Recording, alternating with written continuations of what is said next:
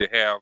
As always, I want to always thank Dr. Minister Asar for allowing me to utilize his space and his time as well, in making sure that I'm able to bring conversation inside the bullpen, to the audience. Definitely want to thank my special guest who's here, Brother Stanley Mitchell, and we're gonna get into a little bit about his background and work that he's doing.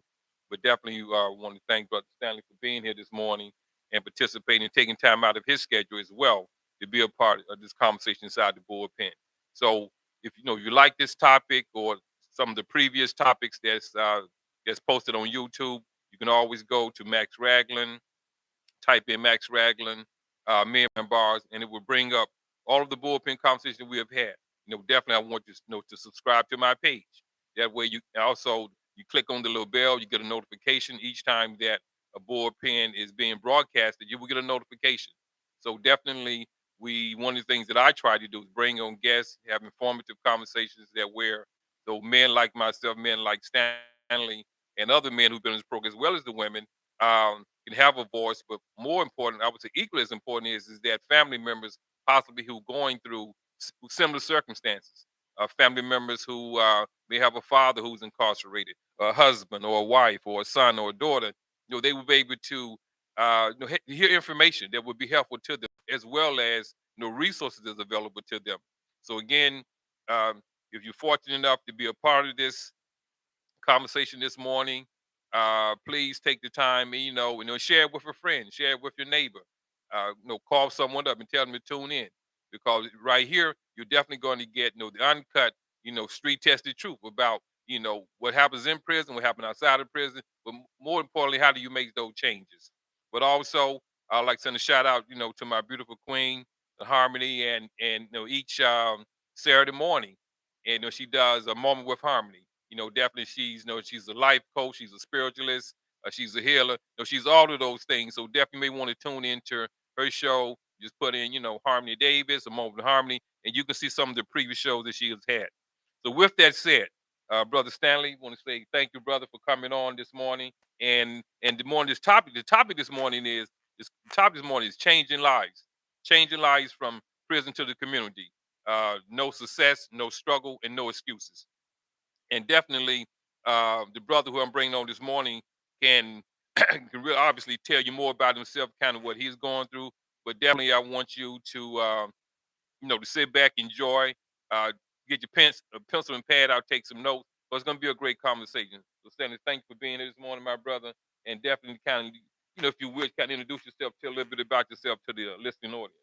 Well, first of all, good morning. It's always a honor and a privilege to come out and share my story, and I do it hopefully that somebody will get some type of inspiration, and also for their families that have individuals that are incarcerated. There's hope that an individual can get out and the individual can change. Sometimes it amazes me that I can literally went from 10 years ago. I was waiting to die in Jessup in what they call the old man's dorm, Mhm. and I thought I was going to die there. I had recently had a stroke, and I was ready to give up.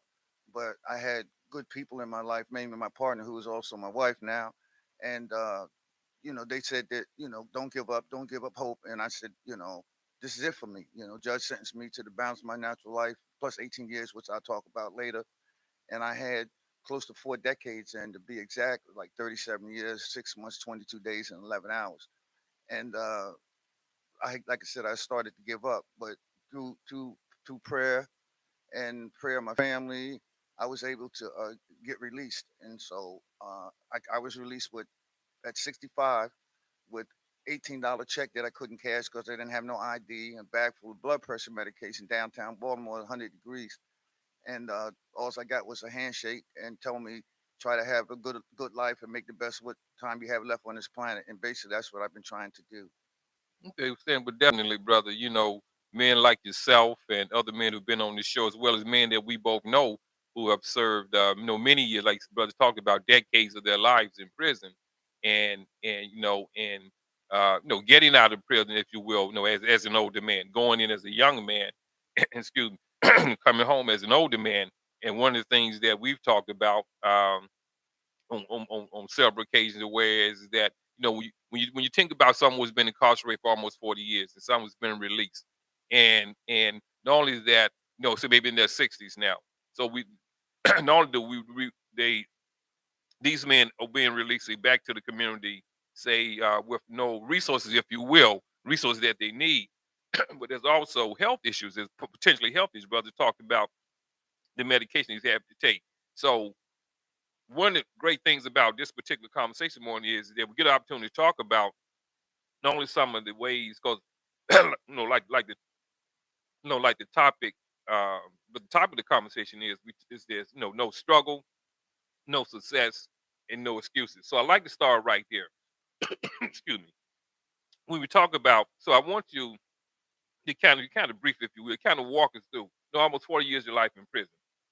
You talked about uh, reaching a point, and we all went through that. Like even myself, I didn't spend 40 years of my life in prison, but the time that I was incarcerated, and I shared the story with my wife, is that there was a time in prison where I got to a place where I didn't care if I woke up. I never attempted suicide. I never tried to kill myself, even though there were men around me that attempted suicide. Some were successful, some weren't. But I did get to a place where where I prayed. I said to the Creator, "Oh Lord, if I don't wake up, I'm okay with that." Because I was tired. And thank you, brother. So I know what it's like where we go through those, if you will, those emotional and psychological changes in our life of carrying that burden of the time and all of the weight that come along with that.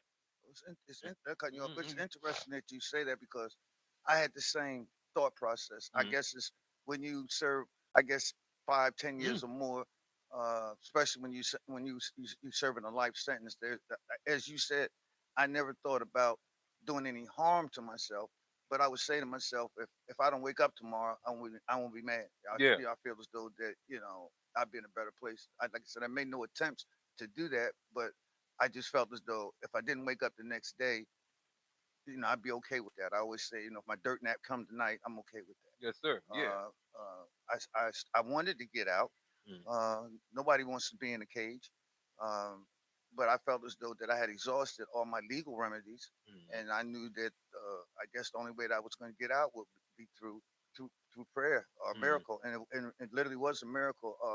If I may give you a little history how I did get out. Yes, sir. Mm-hmm. Um, there's in 2012, the Maryland Court of Appeals ruled that anybody in Maryland that had a jury trial, the trials were, and this is not my words, this is the words of the court and Michael Middleton, who's one of the top legal minds in the state, Professor Middleton at university. He's taught every judge and every lawyer that's mostly in Baltimore City.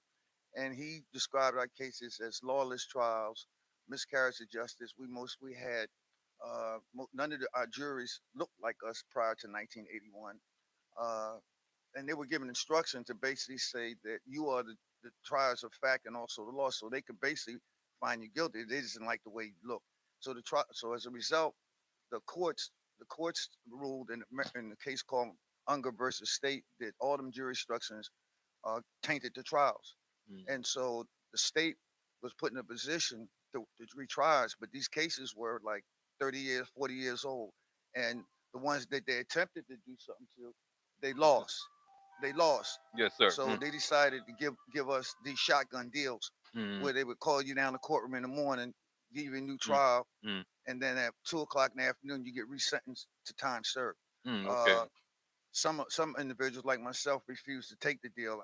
As I explained to the lawyer at that time, that look, I could have pleaded guilty Mm-hmm. 40 years ago. I wasn't going to do that, so they let me out on the thing they call Wooten, that the judge didn't consider that he could suspend part of my sentence. So I, along with 200 men and one strong woman, was released under what we refer to as the Unger decision. Mm-hmm. Okay. So that's how I got my freedom back to the Mm, okay. Yeah. See, now was it's interesting, and I'm glad you shared that story because uh, back, I want to say I was working during the time, so it had to been around. I retired in 2017, 2013. so I'm saying when I became familiar with Okay. Unger law, I want to say because I remember the first brother I met who came home was Thomas Bay. Okay. Thomas Bay, the Right. brother did almost 40 years in Right. prison, and I was working with Catholic Charity at the time, and explained to me that the brother was coming home that needs some help with some resources, and that's met a brother named Thomas Bay, and that's when I became familiar with the Unger law. He was telling me about that kind of the process with the courts and and how the instruction that the judge gave at the time. And from that point on, I began to meet other brothers like Francis Bird and just a host of other brothers like yourself began to meet. And so obviously, a lot of the men that I know men that served time with. But that's when I became familiar with Unger law. But also been seeing that and meeting these brothers, and they've been in prison 40 years. I think Francis Bird did maybe like 45 years, and Thomas Bell almost 40 years in prison. And and what went off in my head is that it made me again, as you talked about, coming home $18. When I came home from prison, serving 11 years, 4 months, 14 days, and when I came home, all I had was $14, and that was money that was left on the book that I had, and they gave me like yourself and going into a bank, no ID. And literally just crying, man, and standing for the teller. Part of it was embarrassed, part of it was guilt, shame. The other part was just hurt, man. And but the teller, she said she allowed me to cash the check, you know, but it made me think about these brothers coming home and serving all this time, literally told, as you will, just go. It made me think about slavery. That in times of slavery, that when our ancestors, when the Proclamation of Emancipation Act was passed, and men and women who had been enslaved for for the decades, and those who were living during that time was released. Pretty much, just told us to go fend for yourself. I'll be the first one to tell you Yeah, that for society, there has to be rules. If you yeah, violate the rules, there has yeah. to be consequences. Yes, sir. The system is designed, the way it's designed for a reason. Uh, the Constitution says the only time you can demand free labor from somebody is they're convicted of a crime. Yes, So sir. as a result of that, the more people you convict of Mm, crime, the more mm, free labor you can get. And right. prison is Mm, big business. I mean, right. prisoners are literally traded on Wall Street. Mm, It's a commodity. Walking mm, horses is $1 billion business. right. So, like myself and you, when we were released, they set you up Mm, to fail, right. so that you can return. Mm, That's the system. That very says, well, the system is broke. We need to know that the mm, system is fine. It's just not mm, applied fairly and equally. It's right. more. It's obviously the majority of it is people of color, but it's Mm, also a green thing. The right. more, you get just as much justice as you can pay for. Right. That's Uh, right. Mm, but slavery is prison. They are modernized mm, slavery, but I'm not saying that there people have violated rules of mm, society and they have to pay mm, society. I mean, there's risk and reward, and mm, there's when you commit a crime, there's consequences. yeah. But Mm, the problem is that the consequences are not fair. right. And where individuals that may look like you or myself, Mm, if we go in there for the similar crime, somebody that doesn't look like us or somebody that has money, they'll get mm, probation, right. and Mm, we'll get any 10, 15 mm, years yeah. for the same thing. I Mm, mean, I give you an example. I always like to spend times in courtrooms, mm, and I have sat there and literally individual that doesn't look like us are coming there, and he's done serious crimes, right. and Right. his family and the lawyer gets up and say, well, you don't want to incarcerate him with those people. Right. Exactly. And Yeah. so the judge Mm, will give him a lecture, but mm, then send him home. right. Then somebody come right behind him, a brother that got a shoplifting charge, Right. Mm, and the judge asked him, well, why did you do that? mm, And he said, because I was hungry. And the mm, judge said, well, I'm gonna give you 5 years in the Maryland prison system, so you don't have to worry about eating. right. Yeah. So Yeah. it's no Yeah. fairness in it. Mm. No, you're absolutely right, brother. I mean, when you talk everything from the sentencing to the prosecution, who goes before the judge and who's charged, definitely there's biases within the system, and all this is that you say is documented. It's not just something you and I just saying. These are the document in terms of the where institutions have we have done the research, whether it's I think Mark Meyer, the gentleman who has that in Washington D.C. because I used some of his research when I was doing my writing my dissertation, where he talks about the sentencing and the unfair practices. So you're absolutely correct in what you're saying. Maryland Hmm. Hmm. incarcerates more African Americans Hmm. than the state of Mississippi, Yeah, that's uh, crazy, man. and Yeah. that's a Mm. statistical fact. Well, what they always say, so Maryland. I mean, not to not to cast dispersion on the South, because I'm from the Right, South. But Maryland was part of the South, right, and right. because what Malcolm says, everything south of Canada is the South. Yeah, I read the research on it. Yeah. it was shocking that Mm, you think of Mississippi, mm. you don't think of Maryland, but Right, right. in terms of incarceration, Maryland puts more people that look Mm, like us yeah, in prison than the state of yeah, Mississippi. yeah. It's but and that's a whole nother conversation Yeah. when you begin to talk about where it's all we talk about in the South, or where it's more, I would say, more covert, if you will. The relationships I think between, whether it's, whether it's black or white, in the court system, where it's very direct. Whereas like in the city, you talk about it's more overt, I guess, if you will. And where where it's more about smiling in your face, if you will. And maybe I'm using the words wrong, but more about smiling in your face. I think overt is when you something overt. Got it, got it, I always open, advise yeah. people that if they want to know how the system really is, Mm, to take the time out and spend a couple of yeah. days in a criminal Mm, courtroom during the mm, course of a week and mm, just observe, because you could tell mm, people, well, or they're just saying that because, what they look like or a mm. bad experience they Right. had. But if you want to know what Mm, really goes on in the criminal part of it, in the mm, legality parts mm, of how people get incarcerated, mm, spend 3 or 4 days a week, a mm, month mm, in a courtroom. Go to a criminal mm, trial, mm, watch the process, mm, pay attention to how the judge mm, communicates with mm, you, because judges look down, and when it comes to us, mm. the majority of the judges has no interaction with quote inner city Right. people. Right. So all they know is what they seen on TV Mm, or movie. right. And so as a result, when they look down and they see the brother down there with dreadlocks Mm, and his pants might be a little low, right. they assume that this individual must have Yeah. done something, Right. whereas Right. and they can't relate to them because all they Mm, know about them is what they seen on TV. mm, But whereas somebody that looks like them comes mm, in there, and mm. usually I tell people the dress is always important. There are Right. certain ties Right. and suit, and the judge when he communicates Mm, with them, it's altogether mm, different. So if you go down and you can just observe the mm, nuances that happen in the mm, courtroom, you don't have mm, to go to no law library, you don't have to mm, go to law school. mm. Spend some time in a criminal courthouse.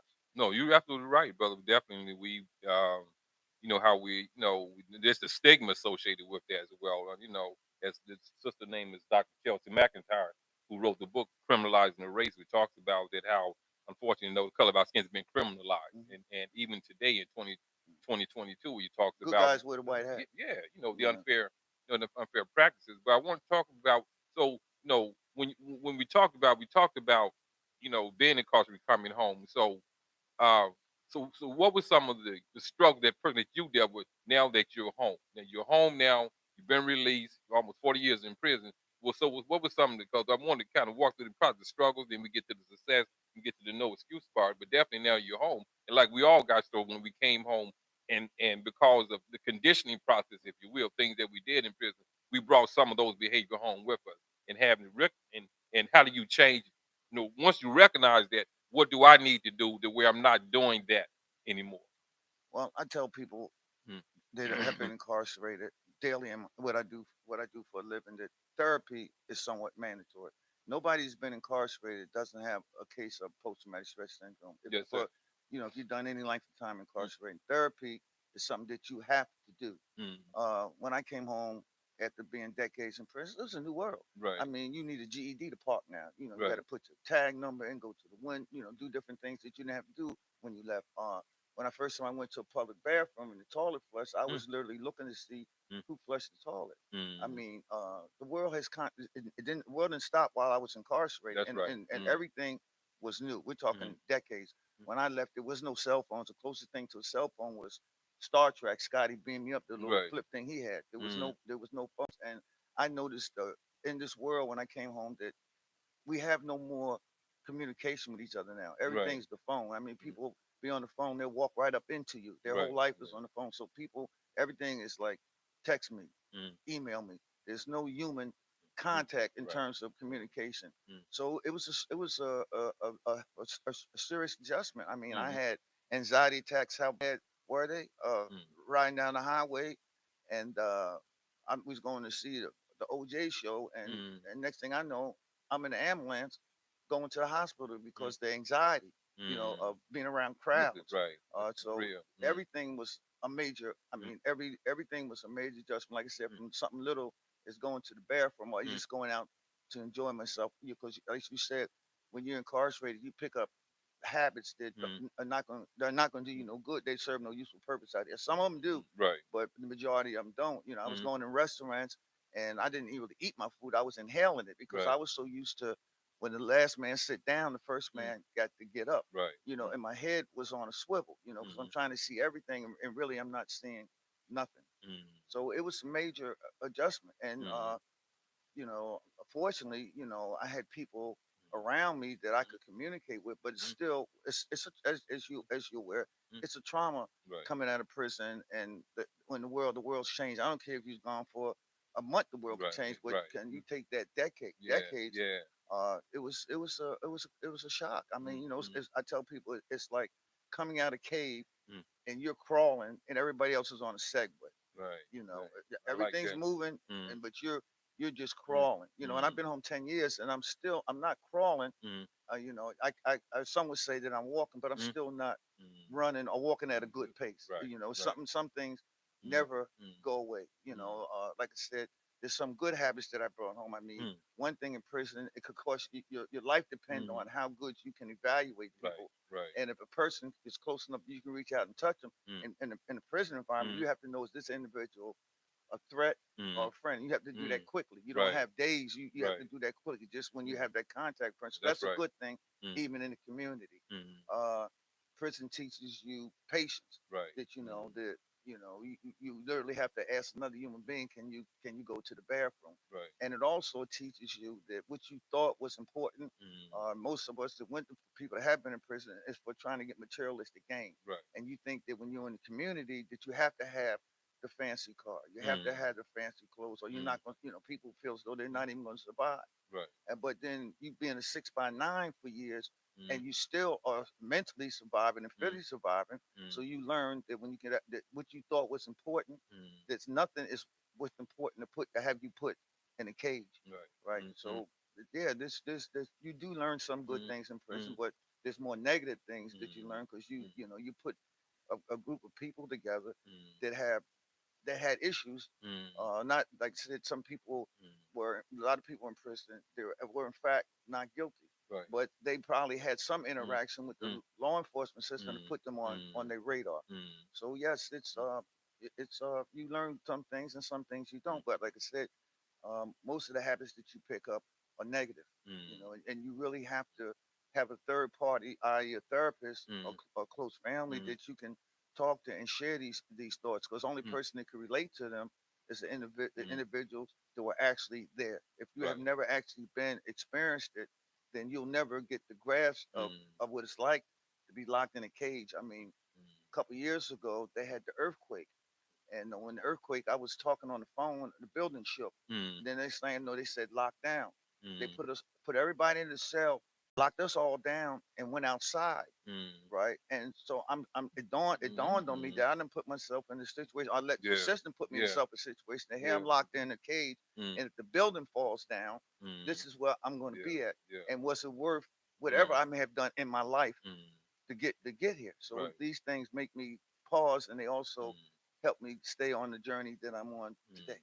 No, you definitely brought up some very interesting points that I wanted. The one was you talked about the mental health piece that no one who's been incarcerated, one has not been impacted by the incarceration, particularly if you've been incarcerated, say for a length of time, for decades. You talked about, but also you talked about, no, the family. I've heard you mention on other occasions where you talked about your wife. She was played a big role. One coming home, just having that family support as well.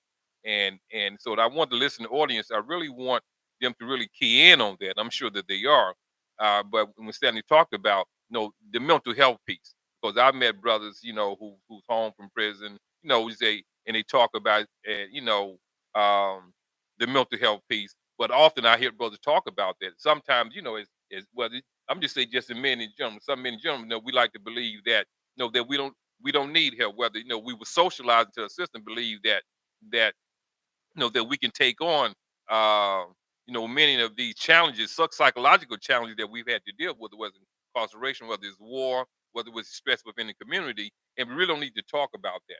And talk therapy really is one of the, I would call one of the great tools that I've been fortunate enough to be exposed to and utilize in my practice, but as well as for myself. being able to talk about it, where what I've gone through, because as I often say, yeah, women have always known this, whether they recognize it from a clinical perspective, but women have always talked among themselves. Where they talk with their girlfriends, they talk with their mother, talk with their sisters, but whenever they was going through something, they always talked about that. And see, in that talk, it's a release. It allows you to, even though it doesn't always necessarily change anything overnight, doesn't necessarily always fix anything, but it does allow you to release. As if it's like having a pot, boiling water, and the pot is boiling, but you take the top off of it, then kind of releases that pressure. So the talking part is, men, we've always internalized and kept things in. That's something that we did not do. So I'm Men, glad you talk about that mental health piece. men have it that have Mm. what I call it's the ego. It's the Right. A type Mm. personality, and Mm. they won't share certain. They'll take certain things to Mm. the grave before Right. they share.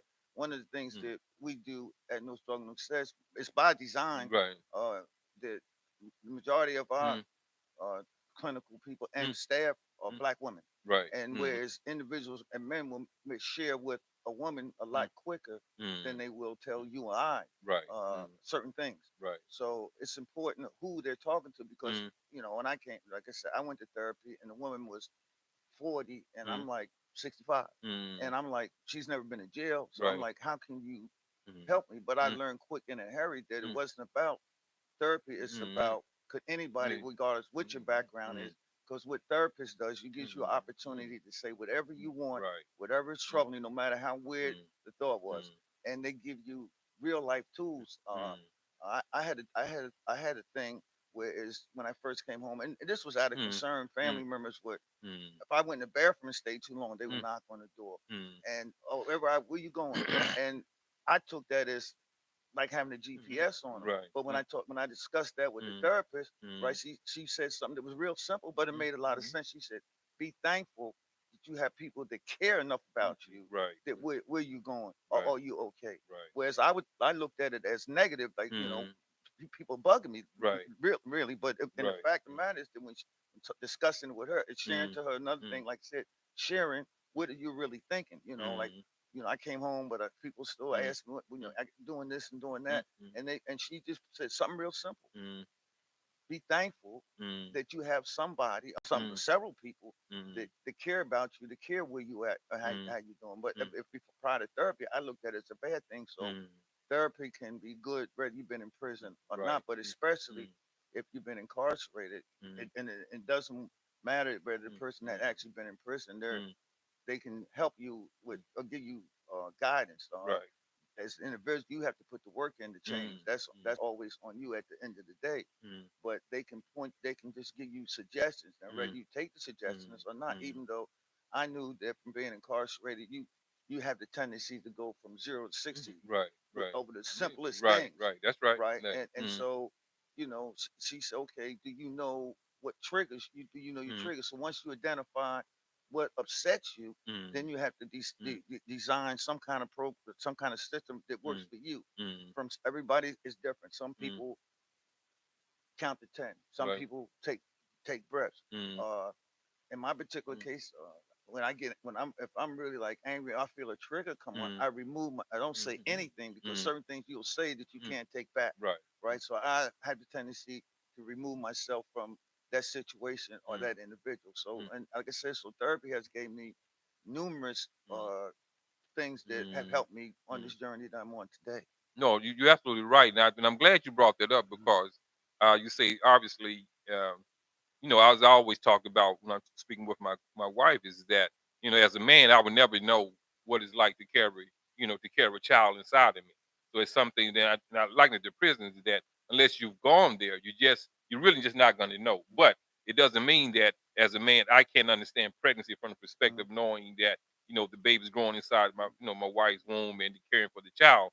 And as you talked about the therapist, where they may not have gone to prison, but they have the clinical skills. But what they're looking at the behavior. Mhm. Whether it's prison, whether it's war, it's okay. Well, what are some of the struggles you're dealing with? So here are some tools that you can use to Mhm. help you cope better with some of the challenges you like, whether anxiety, whether depression. So that's what the therapist, a good therapist is worth they wait, if you will, in goal, that where they provide those tools, that even though they may not understand it from a practical, if you will, perspective, but if clinically they say, okay, well, this will be helpful to you in terms of coping better with that. Know what are the triggers? Know what are the defense mechanisms? What are things you avoid that you're not confronting? So therapy plays a great part in doing that. And I'm glad you when you talk about no success, because this is a great segue. Before I go far, I'll be remiss, even though obviously people you can't see her, but the president of No Struggle No Success was Jeanette. Yes, it is. Jeanette Graham. No, she's been in maybe about 10 or 15 minutes now. Walked in the door. You can't see her, but she's the president of No Struggle No Success. Stanley is the vice president of it, and I'm glad, Jeanette. Thank you for coming. Being a part of this right here. Hopefully, maybe before we close, we can bring you on and can talk a little bit about. But I think it's a great segue that when you talk about, no struggle, no success. So we in prison because we talked a bit about the struggles. So now you're part of this great organization, No Struggle, No Success. And one is, why do you do this work, and exactly what is No Struggle, No Success? What service does it provide for the community? First of all, as you said, Miss Graham is here, and she's president. No struggle, no success.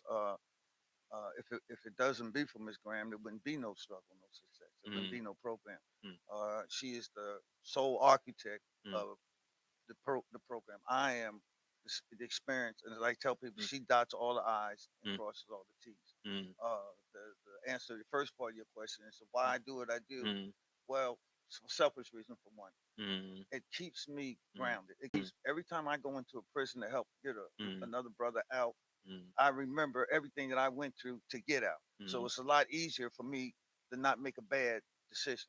Right. Mm, Because I know what's waiting on me. mm, See, a lot of individuals come out of prison and they get a few dollars in their pocket. They get some alone time with a female. They get some transportation, a few change of clothes, and they forget all the mm. days there was 100 degrees and they went to cell, happen to smell another man's body, or they Right. forget that. Right. Now, and this was not my first time to the dance, and Mm, I've done that. I've done that. I forgot that I'm out a while. I say, mm, but now mm, I never forget what I mm, went through, where I mm, was at, and some mm, of the good people that mm, I left behind. mm. That's the answer to the part is still why Right. I do this. Yes, sir. And I also learned from experience. I've been around a minute now, uh, and I know that what you put out is Mm, what you get back. And I mm, noticed that in a prior life, mm, I was making a lot of bad decisions, and I mm, paid for them mm. dearly. Right. Mm, With time, personal, physical harm. This mhm. I've been through it, Right. but I noticed that since I on this new journey, Mm. and I made a commitment to myself that I'd rather live in a cardboard box and go back to prison. Yes, sir. That Mm. I seem to always get what I need and a whole lot of my wants from Mm. just doing the right thing. Plus, it feels better. Right. That's right. It Mm. feels better where Mm. it's, I tell people that, like, I go to church, I'm a part of the Mm. prison ministry. And when I come into church, it may take me 30 minutes to get to my seat because Mm. people Mm. know my story because Right. I told my story. They said it was my testimony. Right. So they come to me, hug me, how you doing, Brother Mitchell, Mm. everything, Mm. okay. And Mm. I say to myself, there was a time these same people, these Mm. same ladies, or they Mm. would see me coming down the street, they would Mm. cross the street or Mm. clench their bag. Right. So Mhm. I see that feels better. Mm. Somebody reaching out to hug you Mm. instead of stepping away Mm. from you. Mm. So life is much better when you try as best as you can. Because I'm not perfect. Right. To do the Mm. best that you can, and it's a better way. And Mm. I can't afford to do dumb stuff. I can't Right. afford to make bad decisions Right. because it's not about me.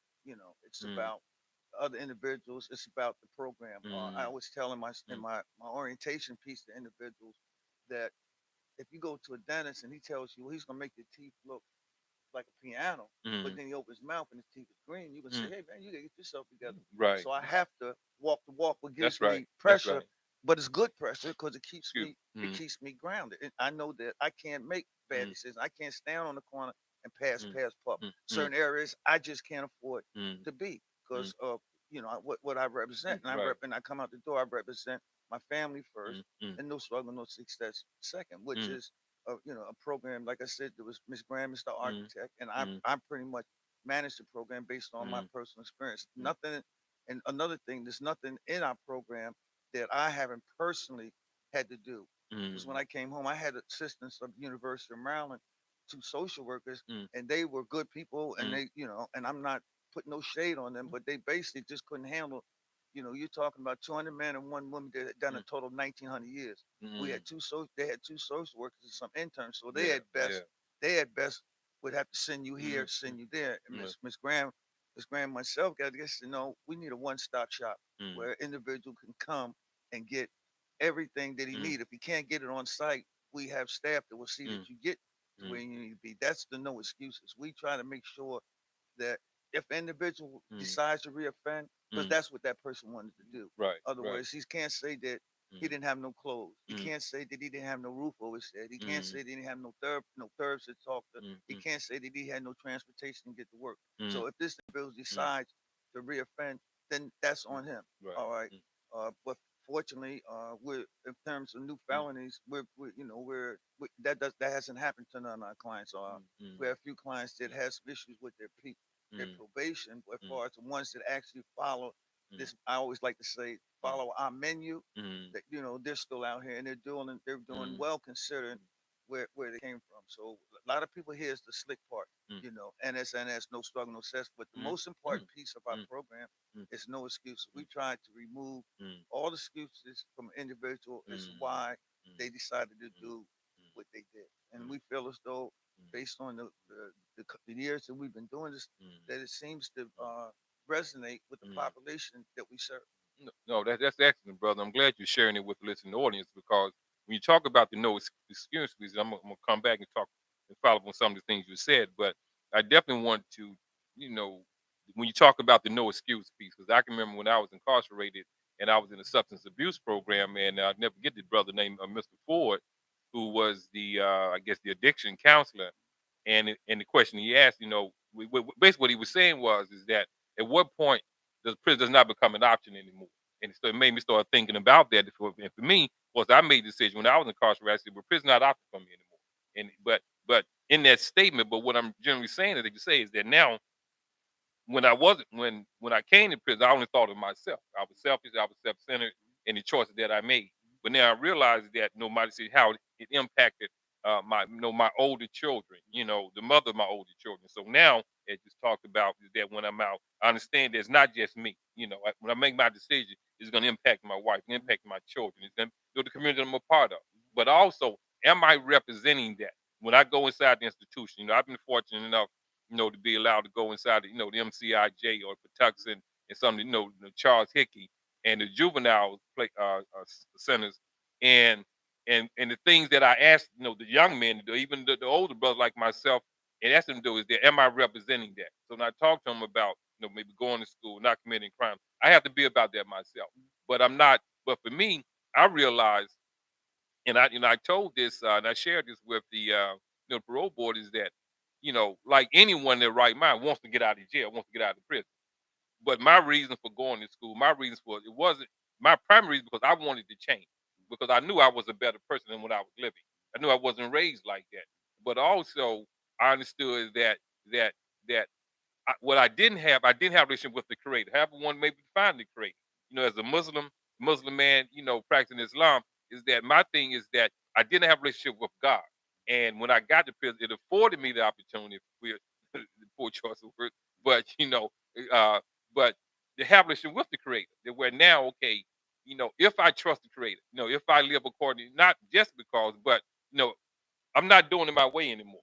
So I'm gonna do it your way, God. And everything has worked out. Like say, like it didn't make me perfect, but it did say, okay, well now put him on the right track. So like, and you talked about is just making those decisions and realizing that it's not just you anymore. And being and because one thing we say in Islam, it says that the greatest tool of propagating Islam is your example. And like so when you go in an institution saying you asking the brother, say, well look, brother, you know, don't do this right here, or you should not do this, or but yet you're representing that. So I'm glad you and that's very key what you Well, said that. you can't Mm, have one foot in this. I always say you can't have one foot in the street and mm, one foot in mm, the so-called good world. right.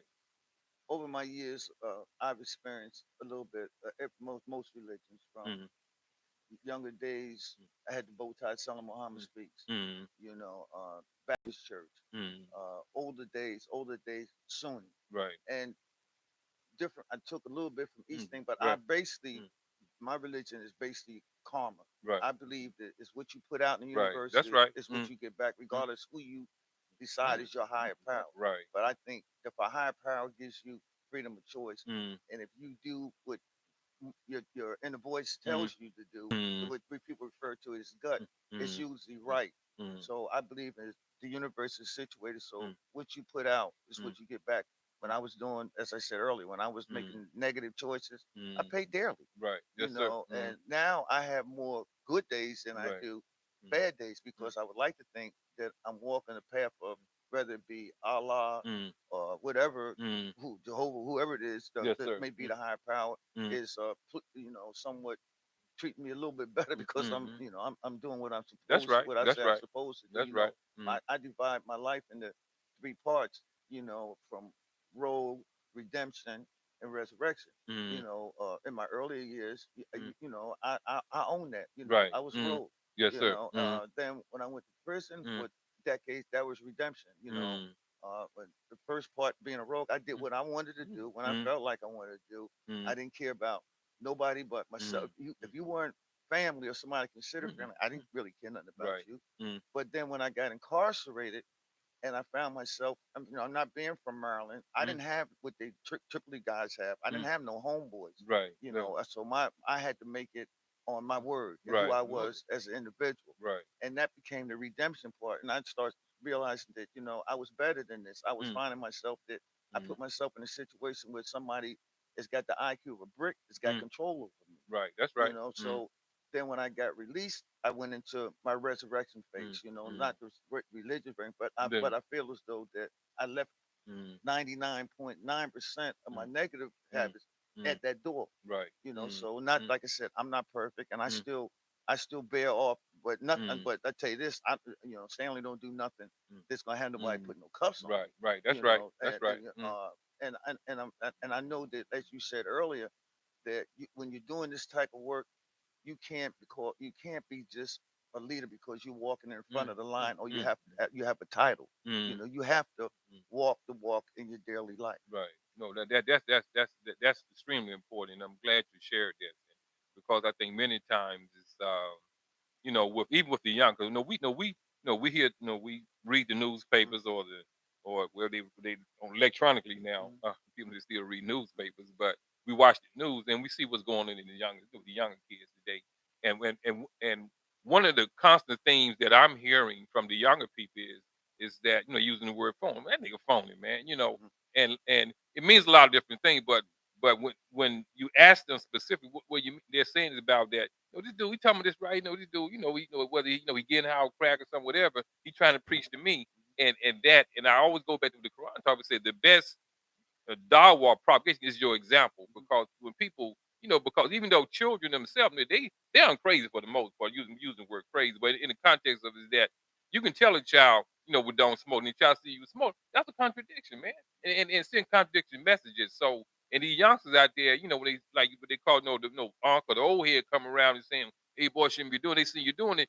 Trust them, it's not going to resonate. Well, they're not going to listen to you. I put it that way, because they're saying you're not representing what you're saying to me be a certain way, but you're not doing it yourself. it goes back to what I said Yeah, earlier yeah, about the yeah, dentist parable. yeah. You can't tell me you're gonna make my teeth look good and Mm, you open your mouth and you're a dentist, your teeth is green. And so like as you said, it's basic. You have to not only talk the talk, mm, you have to walk the walk. right. And, That's and, and it goes back to my mm, selfishness that mm, it keeps me mm, grounded. mm, It keeps me straight. So there's a selfish mm, motive to as human being. We all mm, have selfish motives. And what I do for mm, during the course of my days is mm, try to make sure that I make the correct yeah, decisions so mm, that people that do I have their ear, I have mm, their attention, mm, that I don't misfeed them negative mm, information. And they can't, it's like you said, I mm, can't say that this is not a wise mm, thing to do, mm, but then they see me doing it. And I say, right. well, it's okay for me to do it, but Mm, it's just not, yeah, yeah, that's yeah. just not, what you would try to get to do Mm, if you want somebody to grasp what mm, you're saying, yeah. of course, like I said, I'm really it's saddening Mm, about this generation. I mean, mm, each generation is mm, different. Each mm, generation had their ups and downs. I right. mean, things Mm, that I did in my generation, mm, people say we were bad, and mm, then now they say this generation mm, is. But the difference is there's so much they're exposed to so Right, much right, so right. young that we Yeah. weren't Mhm. exposed to. Yeah. I come from an era Mhm. where every house didn't have no TV. Right. That's right. And That's the right. phone, Yeah. like five people Mm. in the neighborhood had to Mm. use. You tall, you had to wait Yeah. till somebody else get off. But Mm. now there's so much Mm. communication. They're exposed to so many Mm. things that they don't know really Mm. the consequences. I Right. mean, Right. death to them is they don't understand Mm. when somebody peels your brains back, it's Mm. over. Yeah. you Yeah. know Yeah. and they don't Mm. seem to Mm. grasp that you Mm. and they also don't seem to grasp that you're only here for in the Mm. big picture Mm. a little Little, bit of time. little time. Yeah. And That's so right. you Mm. have to decide Mm. what you're going to do Mm. with the time that you're given here. I Mm. mean, are you going to just be here and Mm. just make yourself miserable and Mm. everybody around you Mm. miserable, or you gonna just try to make yourself better and Mm. also assist the next person, assist the Mm. next person to be better Mm. because that person you never know Mm. who you might need. Right. Right. So Mm. I don't criticize the Mm. younger generation. I Mm. just try to educate them. Mm. Do you understand the Mm. consequences of Mm. your action, and Yeah. that you can? And I try to explain to them Mm. that you can do better. Right. I said Mm. because I tell them, look, like I said earlier, I came home at 65. I Mm. had just had a stroke. I Mm. just got Mm. my speech back and Mm. use of my Mm. left side, Mm. and I had $18 check that I couldn't Mm. Yeah. cash. Yeah. I had Yeah. a woman at that time Mm. who I Mm. had met in Mm. prison. I didn't know if it was Mm. gonna work out. Mm. And I'm the oldest of my family. I had Mm. lost Mm. my grandparents and my parents, so Mm. I was the oldest of my Mm. family. Mm. So I'm out of generation where you don't Mm. ask the younger Mm. generation Mm. for no help. You're supposed to Right. be giving them help. Right. That's That's how right. the generation that I was raised. Mm. So basically, I had fears of Mm. how would I get my first honest dollar. Mm. So but through different things, legal things, I Mm. was able to survive. Mm. Uh, so don't I tell these kids, you got your whole life. You Yeah. 18, Yeah. 19, man, Yeah. I did it. They say, oh, Mr. Stanley, Mm. you dress Mm. nice. Mr. Stanley, you drive a nice car. I say, and I didn't Mm. start this new Mm. life until I Mm. was Yeah. 65. Yeah. You Yeah. 17, 18. I say, Mm. I Mm. said, I just had a birthday. I'm Mm. 74 now, and Mm. I would like to be out in the park playing checkers Mm. and chess Mm. with the old man and reading Mm. newspaper. I can't do that Mm. because my best Mm. earning years was Mm. lost when Mm. I was incarcerated. Yeah. So I had to start at 65 fresh. Mm. All right. Mm. They have their whole life Right. ahead of them. Right. And don't tell me that an old man, Mm. 65-year-old man that's Mm. been locked up Mm. 40 years can have some type of little Mm. success that Mm. at 17 you can. Right. That's You right. No, you're a perfect example of that. And there's a story in the Bible, where it talks about, I think it was Abraham. Was Abraham? I think Abraham, where I think he had I think his last child. I think it was like in his 90s, if you will. No, Okay. I think it was in his 90s. But the reason why I bring it up is because sometimes we may give up Mhm. at 18, not knowing that if I hold on, my life may change at Mhm. 30. Mhm. No, Abraham very well could have given up, at 6 and said, well, you know what, Creator God, take me home, if you Mhm. will. I can't do this anymore. Mhm. But God blessed him in his ninth to have a son. So it speaks to what you're saying is that definitely, we both see the hopelessness that unfortunately that a lot of the young kids are experiencing, man. When I go into Charles Hickey and talk to them young brothers up in when I was going in Charles Hickey and just kind of their state of mind, it's sad, but it's also a revelation, as you talked about, to where, it's children coming up and and not have obviously not grow up in social media because my young kids they always they always ask me about they're not things. I mean, what was it like? Did you have? No, they don't say did you have. They would say, well, when you were on TikTok or YouTube, they didn't have baby when I was a teenager. We didn't have those things. Social media, but the kids are exposed to a lot much more now, and and what they're exposed to does have an influence. I know one of the things that I often heard, that Minister Farrakhan talked about. He said, who are you lending your ears to? Who are you listening to? And in that is a lot of wisdom. 'Cause a lot of these kids, unfortunately, a lot of them are raising themselves, if you will. They don't have the guidance of a father, some of them, or elder in the community because the community is not what I was coming along. But one of the things, but in talking about that, so you kind of just listening or you kind of walking me through the process. So I'm incarcerated and I want to become I made parole and I want to be incarcerated. So kind of walking me through that process that you come to the institution and what is that I have to do that where to be able to be a part of No Struggle, No Success. So you're talking about going inside the institution, saying to the brothers, well, look, this is what we're offering. So what is it I have to, in order for me to qualify for that? Well, we have a website, Mm, and we have a referral process, mm, and you have to be referred mm. by. We're talking about the adult side of Yes, the sir. free prison. There's another side. I know struggle, no success. Maybe Okay. Miss Graham probably could address that Mm, much better than I can. mm, I'm I'm familiar with it, but mm, mm, that's mm, that's her field of mm, expertise. That mm, the youth side, so to speak. mm, But an individual, a normal individual, let's say individual doing time, mm, and he has some kind of out. What I mm, mean by mm, he has a parole hearing mm, within the next 6 months. He mm, has a court date for mm, sentence modification. He has some mm, area where mm, somebody is thinking about letting him come out. mm, All right, so he mm, has to have an attorney fill out mm, the referral form mm, and send it to our mm, office, and then within 72 hours we'll start the process, and I'll walk you through that. But mm, so mm, that's what mm, either an individual mm, can go to his case manager and say, okay. look, I'm going home in Mm, 6 months, mm, 90 days. I ain't got no place to go. mm, Or I got a place to go, but I mm, know how I'm gonna get a job. And mm, the case manager mm, refers, fill it referral form, mm, push the button, and within 72 hours, we'll start the process. Now, it gotcha. wasn't always like that. Okay. Uh, it used to be, anybody could Mm, write us, but mm, unfortunately, which we're hoping to remedy by going to these facilities and giving mm, seminars on what we actually do, and people would have mm, double life, mm, got 5 years in, and say, "Can I come to your program?" But mm, we're basically a mm, reentry. That means that somebody is talking about letting you go, and what mm, we do is mm, step in and say, "Well, look, we can assist you mm, in things that you will need if you are mm, released. We have no power mm, to go tell no judge, mm, anybody to release somebody that nobody's thinking about letting right, them out. right. But if you Mm, got a out, mm, you get your attorney to go to our website, mm, fill it out, or mm, either you can get your case manager mm, to fill out. In the beginning, we was taking walk-ons and mm, and anybody, but we mm, got overwhelmed, to be honest with you. And mm, people were sending us. We were wasting time on mm, people that mm, that had something coming, right. as opposed to individuals Mm, didn't have nothing mm, coming. So we were getting flooded with mm, some mm, requests that was just not our lane. It was something mm, that we couldn't do.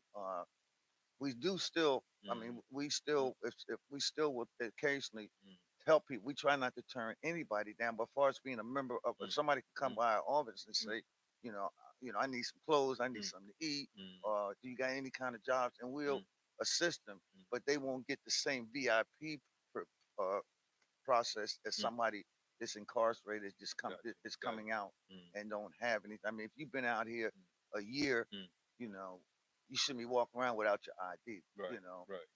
Certain things you got to like in life. Mm, People are willing to help you, mm, but nobody really wants to carry right, anybody. right. So we're Mm, more there to assist you, mm, but we're not going to carry you. So like mm, if individuals have been out a while, mm, like I said, we mm, still don't turn them down. mm, We try to do what we can, but we're mm, really focused on. I'm talking about just the adult reentry side right. because there's Mm, more mm, slogan than just that we have mm, the youth program mm, also.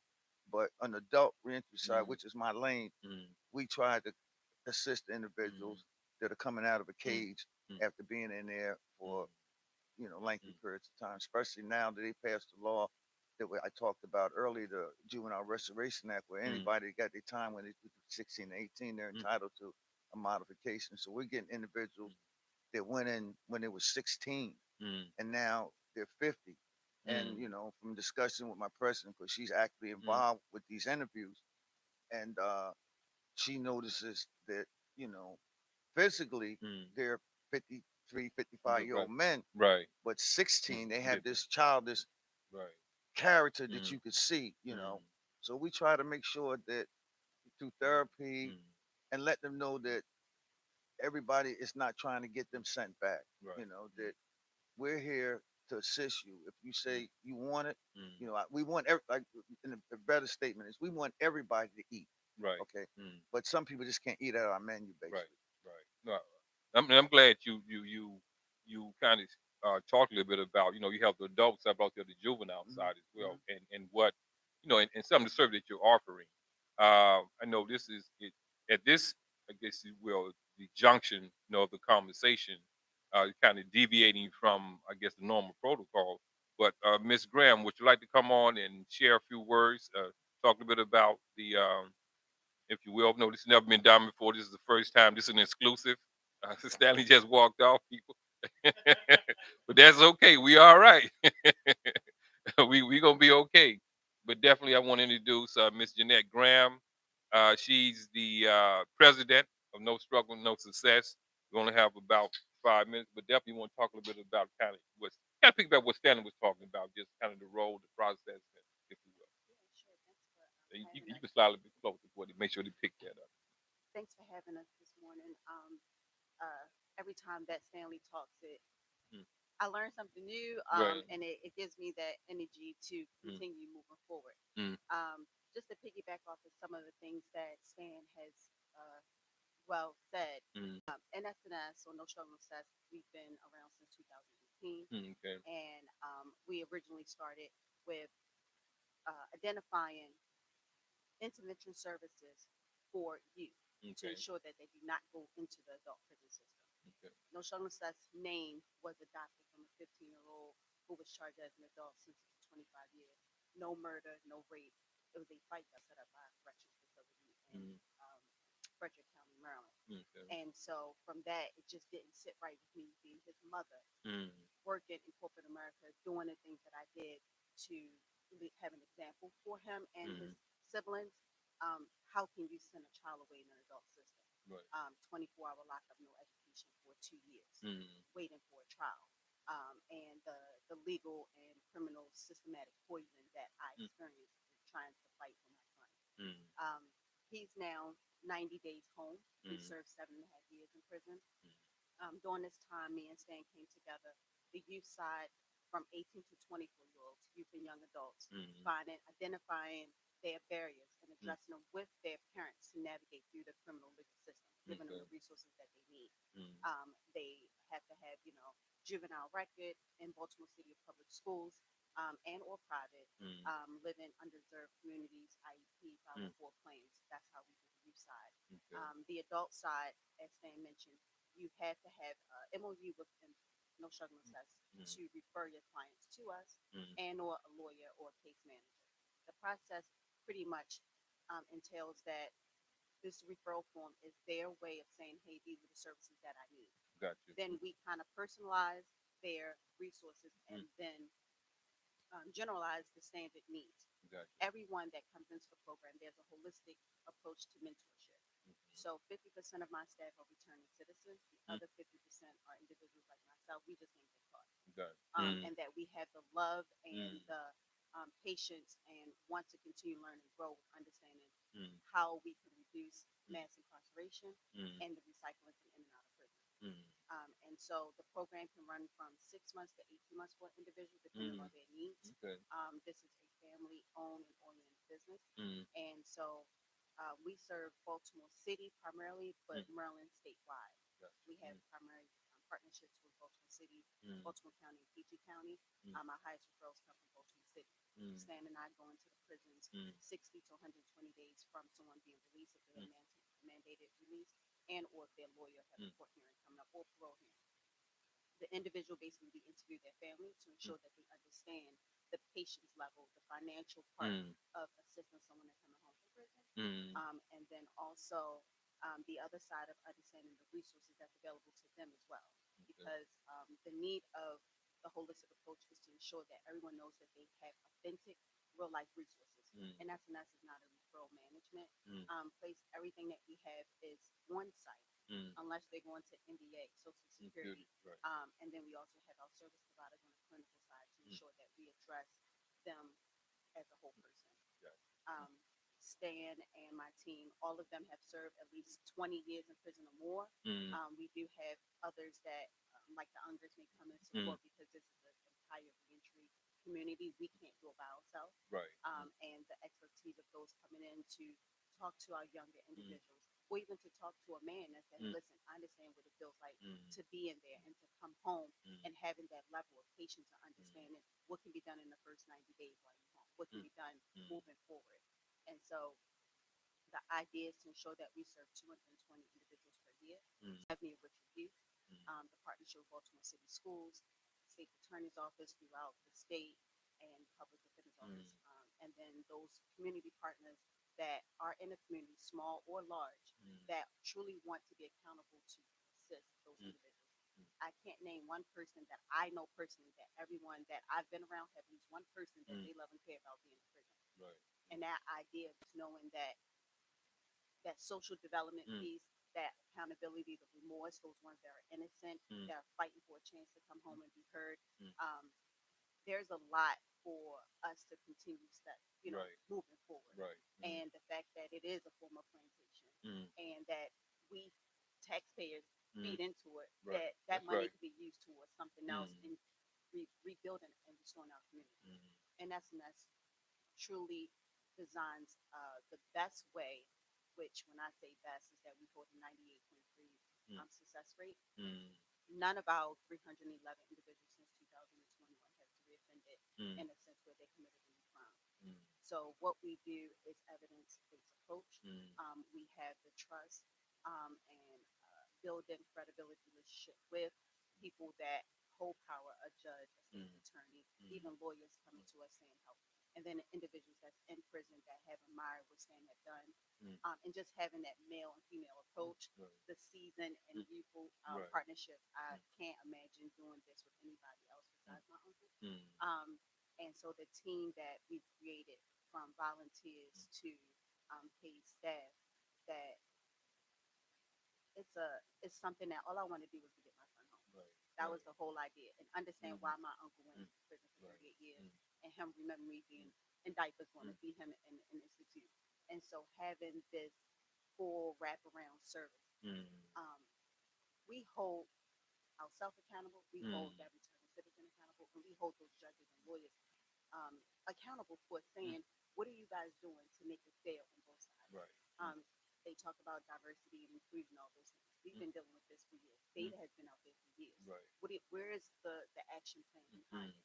And the people that actually can do the work. Where's the funding for it? So we advocate on all different levels, whether for law, for funding, or just for a resource to be available to them. No, thank you so much. I mean, you definitely shared a great deal. Stan, if you will, you kind of slide. You fine. So stay right there. Stan, you slide it around there. We're getting ready to close out, but definitely I wanted to close. Then bring you back on. But to the listening audience, Miss Graham has definitely shared a great deal in terms of the services that that No Struggle, No Success, provides. You talked about some of the resources that are available to those who may be interested, particularly family members, mothers and fathers who maybe have someone who's incarcerated. But also, before we close, definitely want to give your website, how they, if someone to get in contact with, what is your website or? So No Struggle, No Success.org. The address is 2025 Maryland Avenue, Baltimore, Maryland, 21218. And the main office number is 443-869-6997. The best way to reach us is getting to our website, understanding what we actually do, and that is www.nostruggleNoSuccess.org. Thank you so much, and definitely appreciate it. I know we kind of unexpected, put you on the spot, but thank you. But for coming on and sharing information with us as well as Stanley. Any last words you want to leave? You got probably to pull it. Well, listen, Miss Graham, you understand why I love what I do. I mean, this is she's my boss, but she's also my baby sister's daughter, Right. which is strange. But Right. I think that a higher power put us together That's to right. do this. I mean, because she was down here in Maryland, and I was in Maryland prison system, and she didn't even know I existed. I mean, That's she knew God, about me, right? But like I said, she came to see me. She was in diapers, and now she's a grown woman with 5 children of her own. And we try to make work. That has been perfect. We battle, Okay. but at the end of the day, she loves me and I love her. That's right. And we try to make sure that show by example that families can work together, and that I'm 74. She's she's a lot younger than 74, right? And you still can learn from anybody. That's right. That's I right. learn from her daily. Because I said she dots all the I's and cross all the T's, and I got the hands-on experience that she learned from me. So we make it work. We make it work. Okay. Well, thank you so much. But again, I want to thank the listening audience out there who took time out this morning to be a part of this conversation. As always, you're welcome to come inside the bullpen, have a conversation. Definitely, I want you guys to take advantage of the resources of the information has been shared here by Ms. Graham as well as by Stanley. Go to the website, No Struggle, No Success. You can Google it. It'll bring the website up. You can learn more about the service they're offering and some of the work that they've done. Ms. Graham talked about, it's evidence based because of the men that they have served, the 200 plus that who have a success rate. And we move, we living in a time to where most institutions, if you will, or communities, organizations, they want to say, okay, then what have you done? So they have the evidence that where they can show what they're doing. So definitely take advantage of that. As always, you can reach me as Fresh Air 1121 94 at gmail.com. If you have questions, if you want to know more about the work that I do, I'm always called Men Behind Bars. I'm a licensed clinical professional counselor here in the state of Maryland. Been practicing since 2009. I provide the mental health service, but also in terms of go inside the prisons, speaking engagements, as well as just reaching out.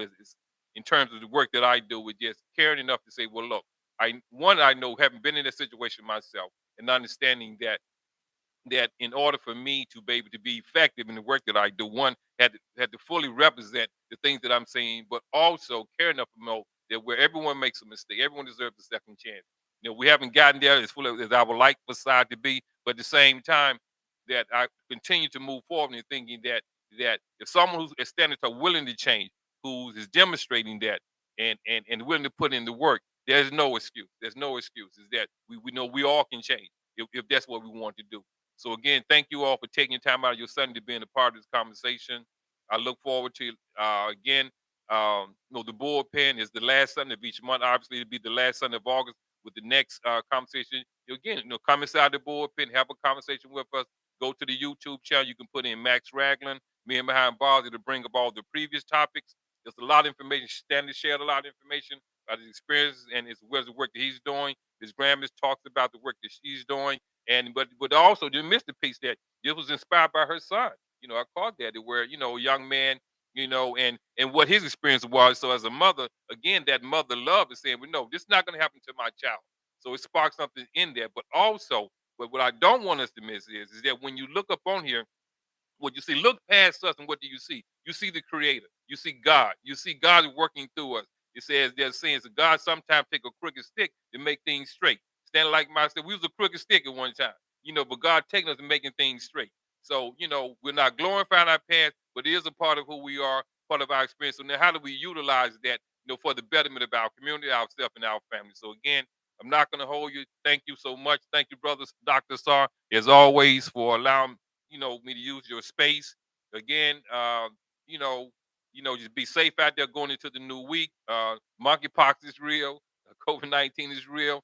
Do what you do to take care of yourself, but definitely look forward to another conversation. And again, step inside the bullpen. This right here is a forum set aside for men and women, those who've been incarcerated, their families, and what we can do, building a platform that where we can get the information out there, raw, uncut, true. We're not cutting cards. We're not cutting corners. We're gonna give it to you how you need it. So take care of yourself. Be safe out there. Until next time, peace. Thank you so much, guys.